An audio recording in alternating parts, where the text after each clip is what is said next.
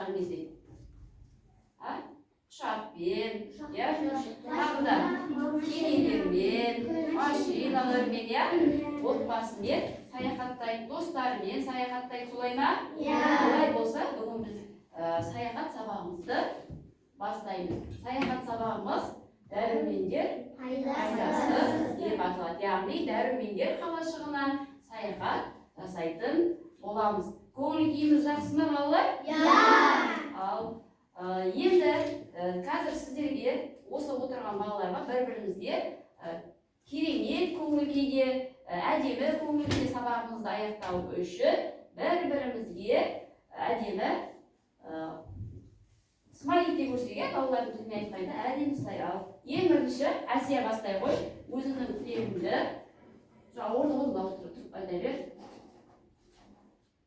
Өзіңнің тілегіңді Әлиханға көрсете ғой. Әлиханға көрсете ғой. Әлиханға көрсете ғой. Көрсете ғой қолыңды. Жарайсың. Әлихан көршіне көрсете ғой. Аяру, Еркеназ, жарайсыңдар. Расул, Сезімайға, Сезімай, Шапағатқа, келесі топ.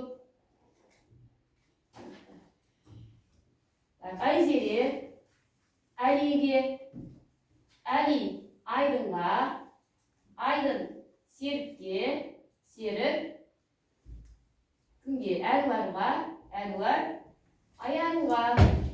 Ал сонымен бүгінгі көңіл күйіміз керемет болды ма? Олай болса сабағымызды әрі қарай жалғастырайық. Балалар, мен жаңа айттым, дәрумендер деп, енді біз дәрумендерді көбісіне қайдан аламыз? Жемістерден, көкөністерден аламыз, сол сияқты бүгін біз екі топқа бөлінгелі тұрмыз, олай болса, қане рет-ретімізбен таңдайық, ал ең бірінші кім еді? Әсия. Қай яшық таңдаймыз? Тез-тез орында тұрып айта бер. 1, 2, 3 деп айта сал. 1 ма, 2 ма? 5. Көкөністерді екесің, отыра ғой, жақсы. Әлихан, қай топта екесің? Міне ашылды. Көкөністер тобында екенсің. Тағы, Еркеназ, көкөністер тобында екенсің. Тағы, кім бар мына жерде? Жемістер тобында. Аян, көкөністер тобында. Еркеназ, Расул, жемістер тобында. Мына топта отырған балалар бар екен. Мына бүгінгі осы саяхатқа арналған сөмкемізді алып, барлығымыз істейміз, саяхатқа аттанады екен біз балалар. Қабақталарды ашайық. Қазір бағалаған кезде осы саяхатқа арналған сөмкемізді жемістерге толтыратын боламыз, яғни дәрумендерге. Ал сабағымызға сәттілік болсын. Барлығымыз кітаптарымыз түгел ғой, олай болса, бүгін біз міне самолетімізге мініп шықтық, жаңа сабаққа дайындықты бастайық. Ол үшін мен қазір сіздерге 1-2 сұрақтар қоятын боламын.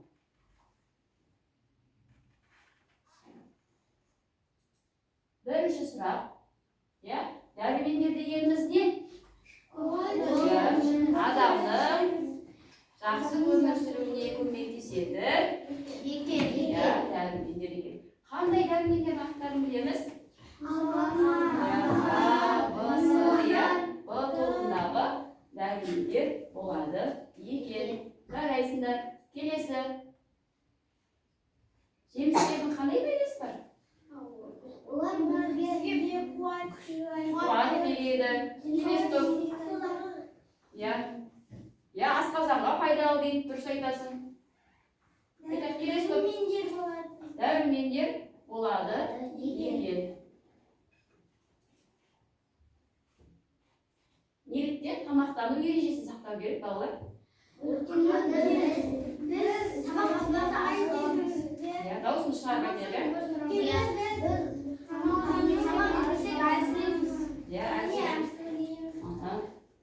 тамақтану ережесін сақтау біздің, я дұрыс айтасың, күшіміз болмайды екен. Ал біз көп тұтынатын жемістер мен көкөністер қандай? Алдымызға міне десейші, зер салып қарайық, иә балалар, иә? Енді қараңдаршы, көкөністер және жемістер деп тұр. Көкөністер мен жемістердің айырмашылығы бар ма? Қандай айырмашылығы бар? Жемістер қайда өседі? Жемістер ол бақта өседі, ал көкөністер ол бақшада. дұрыс айтасыңдар, айсыңдар. Ал мен қазір сіздерге бір-екі көкөністер мен жемістерді көрсетейін, иә? Бұл не жеміс? Қандай жеміс? Көкөніс пе, жеміс пе? Жеміс. Ал бұл не? Қазақша айтайық. Бұл көкөніс пе, жеміс пе? Көкөніс екен. Ал бұл не балалар? Не көрсетіп көкөніс пе, жеміс пе? Көкөніс екен. Яғни көкөніс және жеміс тобы екен балалар, иә? Ал енді әрі қарай сабағымызды жалғастыратын болсақ, сіздерге қазір көкөністердің денсаулыққа пайдасы туралы не көрсететін боламын, иә балалар?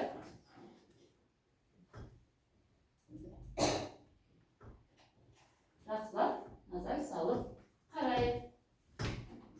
Дәрумендер біздің денсаулығымызға өте қажет заттар. Олар ағзаға күш-қуат береді, иммунитетті нығайтады және аурулардың алдын алады. Дәрумендерді дұрыс қабылдасақ, деніміз сау, көңіліміз көтеріңкі болады. А дәрумені көздің көруін жақсартады және теріні сау етеді. С дәрумені иммунитетті күшейтіп, суық тиюден қорғайды. Д дәрумені сүйектер мен тістерді қатайтады. Е дәрумені бұлшық еттерді нығайтады және ағзаны қартаюдан сақтайды. Дәрумендер біздің денсаулығымызға өте қажет. Көрдік пе балалар? Дәрумендер қандай екен? Біздің денсаулығымызға пайдалы екен. Ал осы біз жаңа тыңдағанымызды ұмытпай еске салып отырайық, иә? Енді балалар біздің әдебиеттік оқулығымызды ашып қарасақ, иә? Мәтін бар. Қазір мен тағы да сіздерге шағын видео көрсететін боламын, иә? Соны тағы да тамашалап алайық.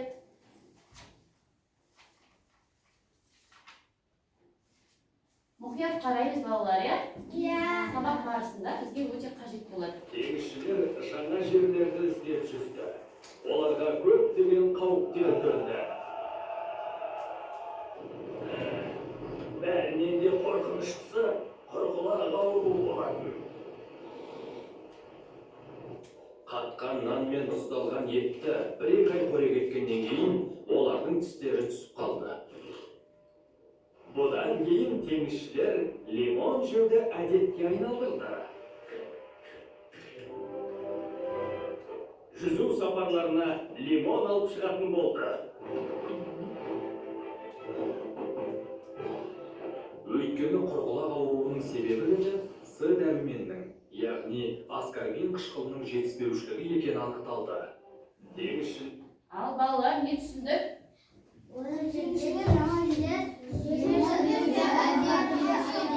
Оларға көп қауіп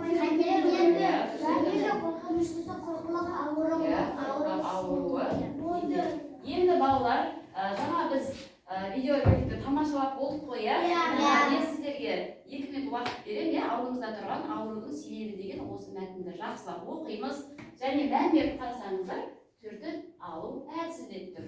Түртіп алған кезде не түртіп алу? Яғни ойымызға түртіп аламыз балалар, ішіндегі негізгі сөздер қандай дәрумендер кездеседі, қандай ауру екен, соның барлығын түртіп, яғни ойға сақтап оқимыз. Қане ішімізден жүргізіп, бір-бір қарап оқып шығамыз, Сосын бір оқудан оқып алатын боламыз.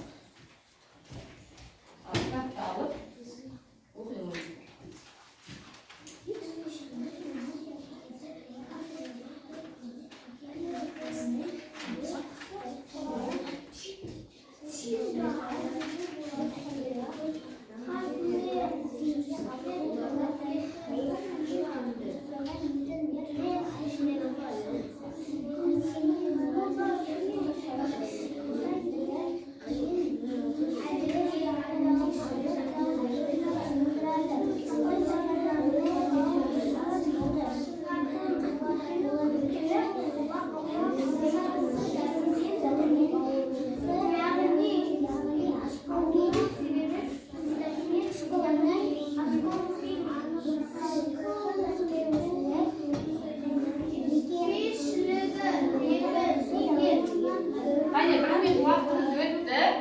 Иә? Оны алға салып отырайық. Әне бірінші топтан қане оқимыншы? Мәтінді бізге оқып бере қалған балалар, иә, оны отырып оқиға. Басқа балалар тыңдайық, иә? Теңізшілер жаңа жерлерді іздеп шарылады. Оларға көп қауір қатер өнді бәрінен де қорқыныштысы құрқылар тиімді аурудың болатын қатқан нан мен тұздалған етті 1-2 ай көрек еткеннен кейін олардың тісі түсіп қалды.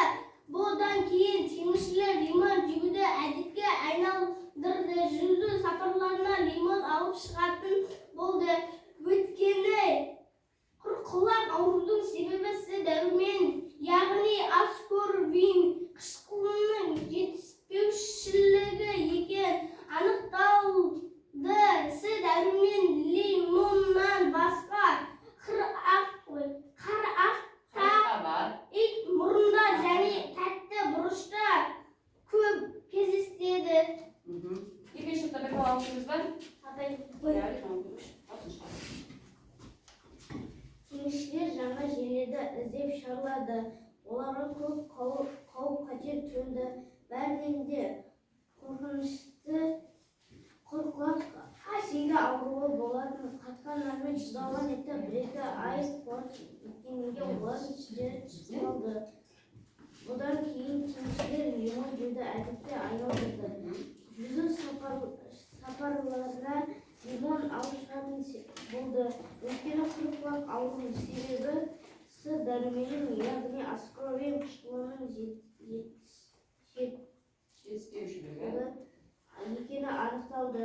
Дәрумені лимоннан басқа қарақата, ит мұрында және тәтті бұрышта көп кездеседі. Жарайсың, отырамын. Балалар не түсіндің? Дәрумендердің пайдасы туралы түсіндік және бүгінгі мәтінде қандай дәрумен туралы айтылып тұр? Қандай жеміс туралы айтылып тұр? Лимонды білеміз, қандай болатын балалар? Сары түсті, дәмі қандай болады? Қышқыл. Оны аналарымыз қай кезде пайдаланады деп ойлайсыңдар? Шай ішкенде, жасалып ішеміз, иә? Көбісіне мал аурулары кезінде істейді. Лимонды шайға салып, немесе басқа да заттарға тұтынуға болады екен. Жаңа біз айтып өткендей, қандай аурудың емі дейді? Құрқылақ аурудың емі екен. Ал енді сіздерге түсінікті болса, балалар, түсінікті болса, бүгін бізге сабақта алдарыңызға жаңа мынадай дәрумендерді таратып бердім. Өзі 10 түйір болып тұрады. Қазір біз осы сабақтан әр бала 10 балға дейін бал жинап шығуымыз керек қой, балалар? Сол үшін міне әрқайсыңыз тапсырманы жақсы орындаған сайын алдарыңыздағы дәрумендерді дөңгелеп, қайсысы ұнайды соны бір дөңгелекпен дөңгелетеміз. Тек тапсырма орындаған балаларға ғана, соңында соның нәтижесінен бағаларыңызды алып шығатын боласыздар. Түсінікті ме, балалар? Енді жаңа біз мәтінді оқыдық, видеороликті тамашаладық. Қазір мен сіздерге жеке жұмысты ұсынамын. Осы жеке жұмысты жақсы орындап шыққан балалардың әрқайсысы бір балдан бал алатын болады. Түсінікті ме? Жеке жұмыс дегеніміз жеке орындаймыз, балалар? Бір-бірімізге кедергі жасамаймыз. Алып, қаламдарыңызды алып, осы тапсырманы орындап берсеңіздер, бір пайдан бал алатын боласыздар. Мен қазір жоқ, әзір белгілемейміз. Дайын болған кезде белгілейміз. Не болды? Қасында бала келді.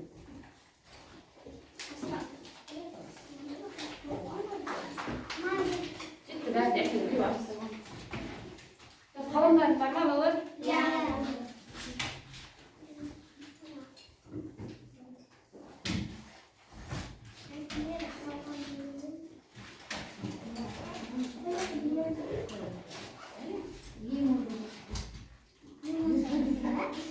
Жазамыз тапсырмаларды.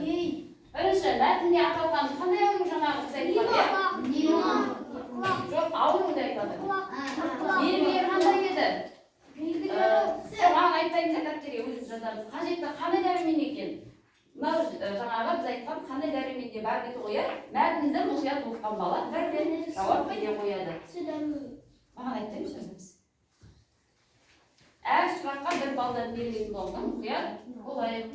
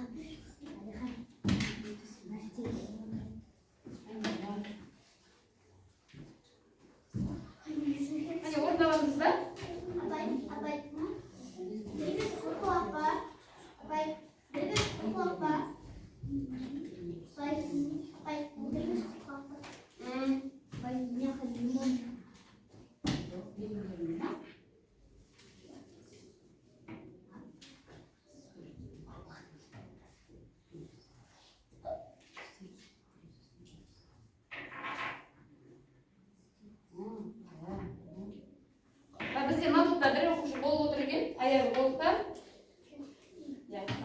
Болған балалар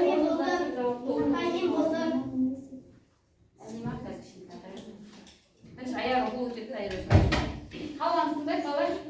Бірінші сұрақ бойынша мәтінде аталған аурудың түрі қандай? Құрғылақ ауру, жарайсың. Екінші белгілері?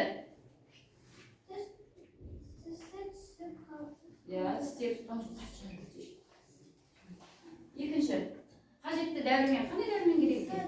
С дәрімені керек екен. Ал С дәрімені бар жемістер жаңа мәтінде айтылды ғой, қандай жемістер? Жарайсың.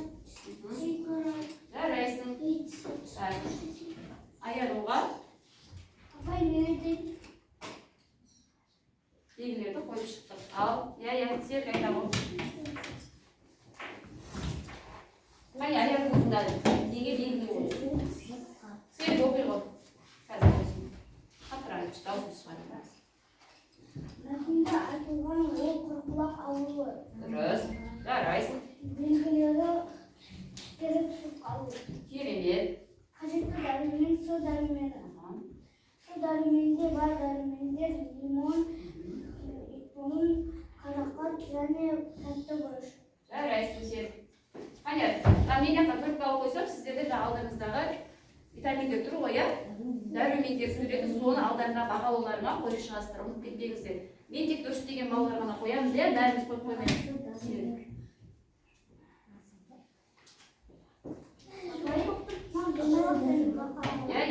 Ал қай дәрумені қалап тұрсыз? Мәтінде аталған ауру түрі құрғылақ белгілері түсіп қалу. Қажетті дәрумен С дәрумені. С дәрумені бар жемістер лимон, қарақат, итмұрын және тәтті бұрыш. Жарайсың, Әлихан, молодец, жарайсың. Айтамын. Мәтінде аталған ауру түрі құрғылақ белгілері түсіп қалды. Қажет дәрумен С дәрумен бар жемістер лимон. Жарайсың. Расында. Сен жауабында қабылдамай қояды. Расул. Ал. Еркен азы бір қате кетті. Еркен азы айта ғой. Қате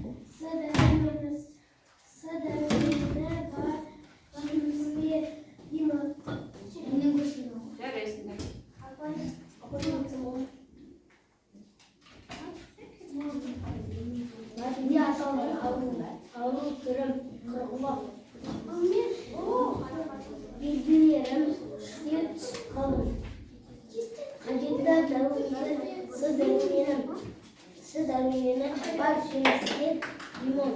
Жарайсың. Қане, қалғандарды балаларына жинап бере қойыңыздар, иә? Шеттен ат жөндерін жинап беріңіздер, қазір мен ана жерге шеттен қоямын, өткен бізде уақыт өтіп бара жатыр. Ай, сен жауап беріп жатсың ғой, иә? Ат жөндерін, оны сендер баға қойып тастадым. Қоймаған балалар. Асия, екеу, Әлихан, Әли, үшеу, Сезімай, үшеу, Танбай қане келді.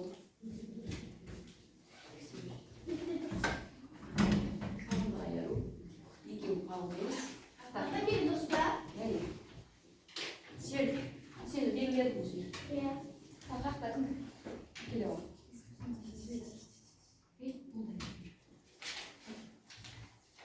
Айдын. Асия екеу. Айзере екеу. Әнуар бермедің бә? Аян екеу. Айдын. Әнуар екен. Әнуар ма?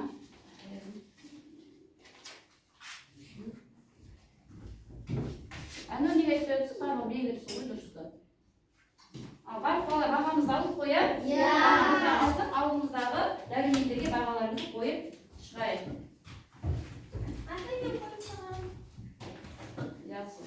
Енді балалар, бізде бұның жалаушалар әдісі бойынша сұрақ жауап жүретін болады. Иә. Қане, бәрін назар аударайық, балалар. Шуламаймыз, иә?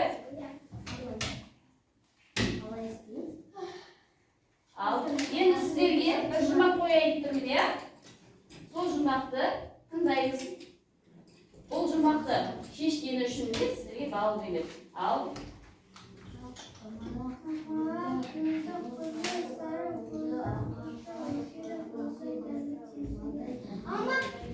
Қол өтек бар жауап береміз. Лимон! Біреу алма дейді, біреу лимон дейді. Айзере айтқызын деп тұр. Айзере жауабын не білесің?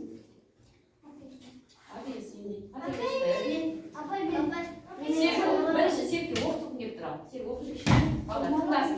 Қызыл, сары, көзі ағашта өседі, балдай дәмі сезеді. Жауабы не деп ойлайсың? Жауабы қандай деп ойлайсың? Алма. Тексеріп көреміз ба? Иә. Тексеріп көреміз. Дұрыс па екен? Жарайсың балалар. Көбіс балалар тапты, шамалы қателесіп жатқан балалар да болды, иә? Балалар жұмбақ шешкен кезде не істеу керек? Мағынасына мән беру керек. Ал енді кітапты ашсақ, иә, келесі бетті ашсақ, алма бір өлең бар екен. Қане, сол өлеңді осы өлеңді балалар бір оқып жіберейік.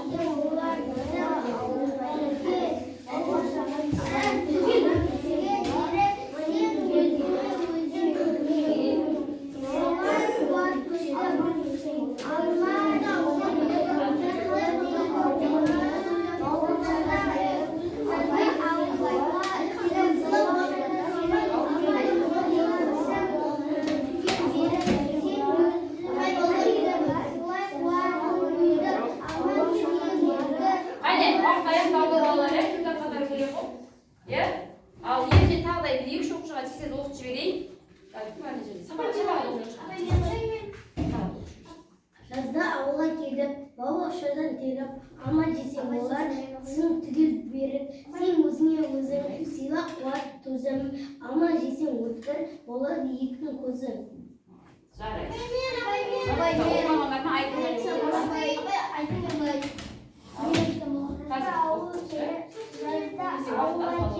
Бау-бақшадан теріп, алма жесең олар тісін түгел беріп, сен өзіңе өзің сыйла қуат төзім, алма жесең өткір болады ектің көзі. Жарайсың. Енді балалар, асыл оқып жіберсін де, содан кейін басқа тапсырмаларға көшеміз.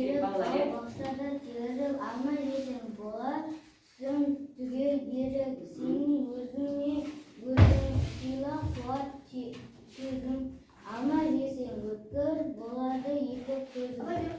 Ал енді осы алма деген өлеңді оқыдық қой, иә, әдемі оқыдық. Енді не түсіндік өлең ішінен? Жазда ауылға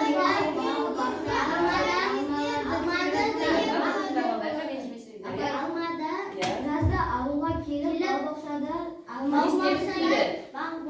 бау-бақшадан алма тердік. Әсия, сосын тағы не істетті? Тағы не істетті?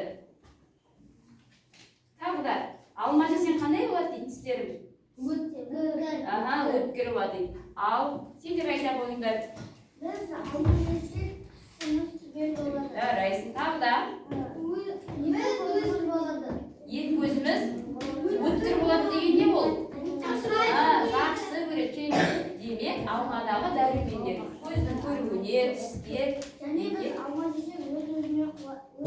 Жарайсың сіздер. Өте керемет, тамаша жауап. Енді балалар, мен қазір сіздерге мынандай ресурстар бердім, иә? Осының ішінде дәрумендер жайында жазылған. Кішкене оқып танысып алуға болады. Өздеріңізге еске сақтау үшін, иә? Кішкене таныстырып жіберейін сіздерді, иә? Балалар, тыңдаймыз ба? Енді біз бүгінгі сабақта әртүрлі дәрумендер жайында айттық қой, иә? Дәрумендердің түрлері жайында айттық. Бұдан ішінде сондай мәліметтер бар.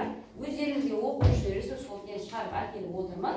Енді, қазір мына сұрақтарға жауап беретін кезде, соны қолдансаңыздар болады. Бұл ауызша жауап беріледі, әр жауап үш жауапқа бір ұпайдан беріледі. Дөңгелектеп шығамыз болды. Маған неше балл аласыздар? Сол неше балл алдың міне жүріп жазылып тұрсын. 4 па 4-ті белгілей саласыз. Енді балалар, бері қара жерге бірінші тұрған жемістің түрі қандай? Алма, 4-ті белгілейсіз. Екінші анар, қазақша айтамыз. Алмұрт, жүзім деген жеміс бар екен. Енді осы жемістердің арасында қандай дәрумендер бар екенін және оның қандай пайдасы бар екенін естірген дейді айту керек екен. Ал шапағат айтам дейді. Алманың дәрумен айтқызу. Тағы да. Лимон. Тағы да қандай дәрумен бар деп ойлайсың? Анарда бомбе дәрумен бар. Жарайсың, керемет жауап. Ал жүзімде б дәрумен бар. Бұндағы дәрумендері бар. Алмұртта с дәрумен бар. С және В, Р деген дәрумендер бар екен. Міне мына әкештердің болмаса алдарында.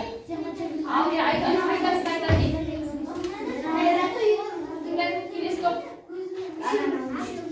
Келесі топ тыңдайсыз?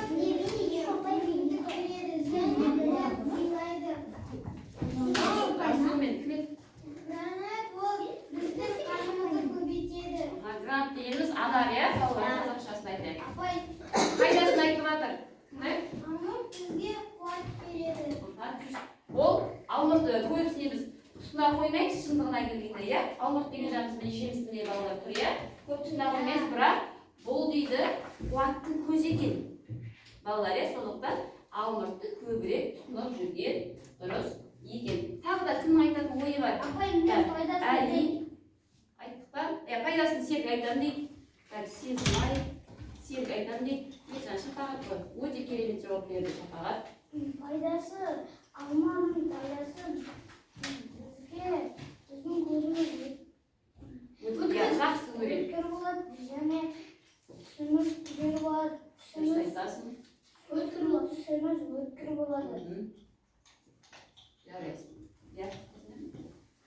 Алманың пайдасы с дәрумендерін беріп, көзіміз алманы жақсы көріп қалады.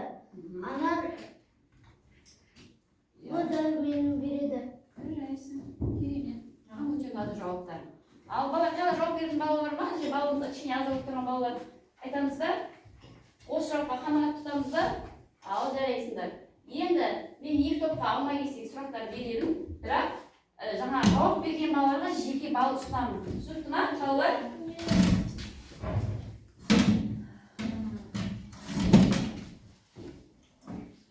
Бірінші топқа айқайламай шуламаймыз, балалар, тек сұрақты оқып отырамыз. Жемістер тобына, көкөністер тобының сұрақтары және мен берген ресурстарды пайдалануға болады.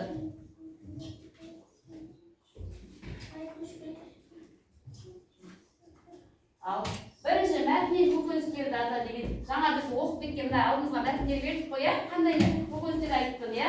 Әр көкөністің пайдасы зиянды әрекетке қарсы ереже дейді. Қандай адамда зиянды әрекет болады? Соған жауап береміз. Мәтіннен жемістерді атайсың, әр жемістің пайдасы және зиянды әрекетке, жемістің зиянды әрекетке ойлап қалмаңыздар. Жалпы адамның денсаулығына қандай әрекеттер зиян болатыны туралы айтамыз. Айтыңыз дейік, балалар. Қатты қиын сұрақ қойып жатқан жоқпын ғой. Ал көкөністерді айтты, атыңызда тоқта кім бар? Қандай көкөністер бар? Аяр айта қойшы. Қандай жаңа ішінде айттық қой біз? Көкөністерді айттық қой. Алма, мандарин, апельсин, банан, алма. Көкөністерді айттық па, балалар? Кішкене шатасып кеткен жоқпыз ба? Жемістер бар ма? Жемістерді айтып, көкөністерді айтайықшы. Көкөністерді ішінде не істейді? Қызғалдақ, Қызанақ. қияр. Иә, жарайсың. Көкөніске жатады. Апай не? Иә. Апай не? Мама. Сосын не? Апай жұмыс істеміз. Мынау Сабай. дұрыс. Мынау ше? Картошка. Картоп. Мынау ше? Не? Апай салама. Шуа. Бала деген бар? Иә, міне бар. Көкөністер екен. Енді осы көкөністердің құрамында қандай дәрумендер бар деген істердің алдарыңызға бердім. Енді мына топқа жемістерді берген болатын, иә? Яғни көкөністердің атын атадық. Көкөністердің пайдасы қандай деді? Біз күнделікті не істейміз тамақтарға пайдаланады. Жемістер туралы айтамын. Алма, банан, Иә. апельсин. Апельсин, ал енді зиянды адамның денсаулығына зиян келтіретін бір әрекетті айтыңызшы. Қандай әрекеттер? Тамақтану туралы. Қандай әрекеттер бар адамның денсаулығына зиян келтіретін? Дұрыстап тамақтану. Иә, ол дұрыс тамақтану дегенді қалай түсінсек болады? Дұрыс тамақтану керек. Иә, не жемеу керек, не жеу керек деген сияқты ғой. Шетте жеу болмайды. Тәтті, өте жақсы көреміз, иә.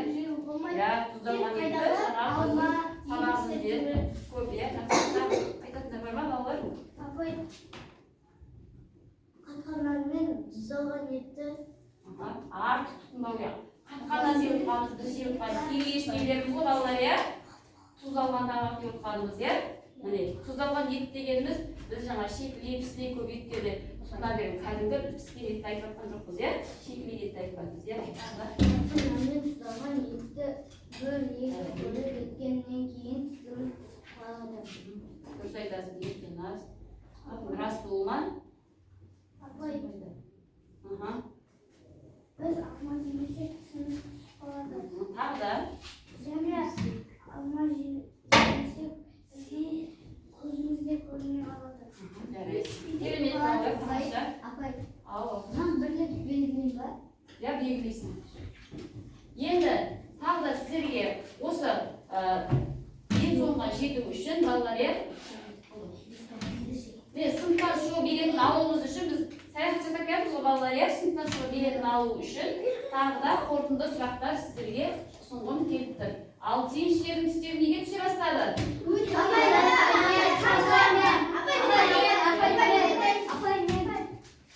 Қатқаннан зиянды заттар қосады.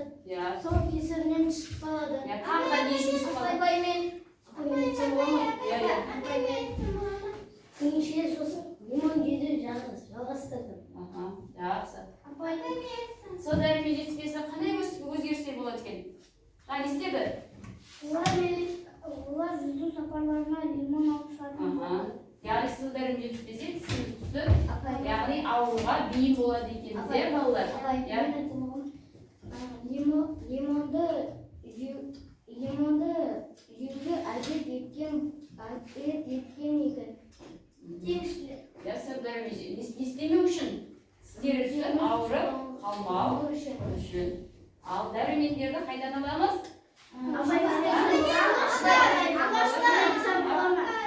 Дәрімендерді қайдан аламыз?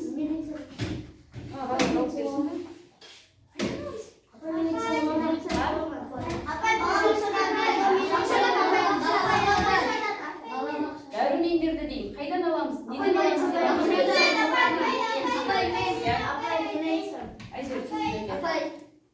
Апай мен Осы дәрумендерді. Апай мен айтсам болады. Мүмкіндік берейік Апай, дейді. апай, Я айтыңызшы. мен айтсам болады. Ана жемістен. Апай мен айтсам. Апай мен Айдын айтамын дейді. Жарайсың. Аударма. Екі мынаны пайдаланбайсыңдар ма балалар? Көп нәрсе бердім ғой. Апай, Иә. апай мен көкөністен шығады. Енді қане алдын қағаздарды мына жерге беріп қойыңыздар. Біздің уақытымыз балалар азайып келе жатыр. Енді бағаларын ана жерге қазір қоятын боламын. Енді балалар қараңдаршы, мына жерде мен сіздерге айтпаған тағы бір заттар бар, иә? Бұлар нелер?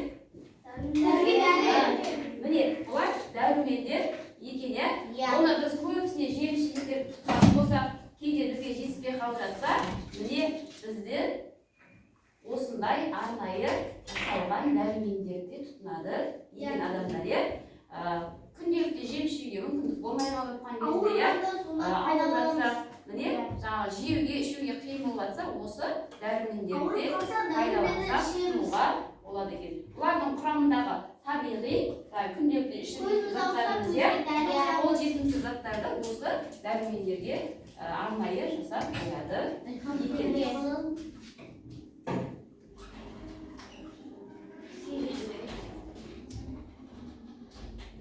Ал көкөністер мен жемістерді күнде не үшін жеу керек сұрағына жауап бердік, иә балалар, иә? Енді сабақты қорытындылап барлығымыз бүгінгі сабаққа жақсы қатысты деп ойлайсыздар ма?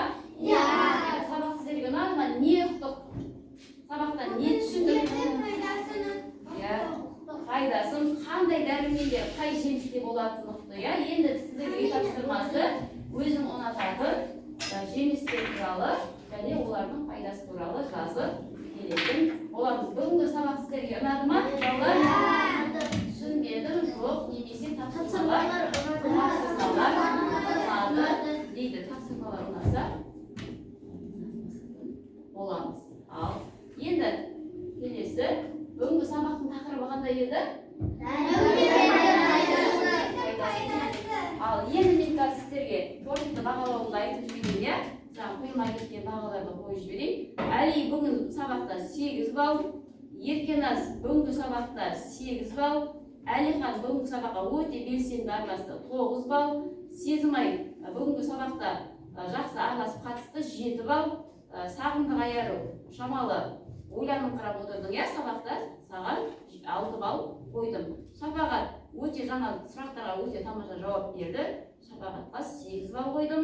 Әсия саған да 6 балл қойдым, иә, кішкене жетіспей қалып жатты. Айзереде сабаққа бүгін қатысы, өлеңді оқу өте жақсы болды. Әсия күнге 7 балл қойдым. Әнуар бүгінгі сабақта өз-өзіңді шамалы көрсете алмай қалғаның бар, сондықтан көп дайындаламыз, иә, Әнуарға 7 балл қойдым.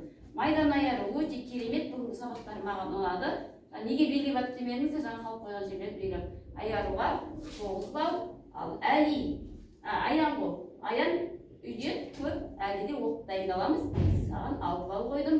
Айдын саған 7 балл қойдым. Бүгінгі бағаларымызға ризамыздар балалар? Иә. Жақсылап сабаққа дайындалып, мына тапсырманы орындап келеміз.